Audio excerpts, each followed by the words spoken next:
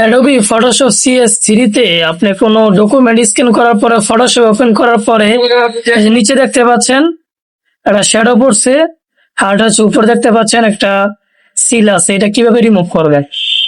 তো এটা করার জন্য প্রথমে আপনাকে করতে হবে কিবোর্ড থেকে Ctrl+L ক্লিক করতে হবে। Ctrl+L ক্লিক করলে এমন একটা পপআপ আসবে। আপনি এখান থেকে কি করবেন, লাইটটাকে একটু বাড়িয়ে দিবেন, তাহলে শ্যাডোটা রিমুভ হয়ে যাবে।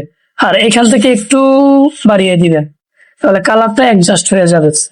আর এখান থেকে যে টুলটা দেখতে পাচ্ছেন রেক্টেঙ্গুলার মার্কিং টুল, এটা ওকেতে ক্লিক করবেন। ওকেতে ক্লিক করার পরে রেক্টেঙ্গুলার মার্কিং টুল নেওয়ার পরে আপনারা এখান থেকে এই যে টান দিয়ে কিবোর্ড থেকে ডিলিট বাটন প্রেস করবেন। প্রেস করলে এখানে রাইট ক্লিক করে ডিসিলেক্ট করে দিবেন, তাহলে আপনাদের ডকুমেন্টটা আগের থেকে সুন্দর তুলনা এসে পড়ছে। আগে ঝাপসা ঝাপে ছিল, এখন হচ্ছে ভালো।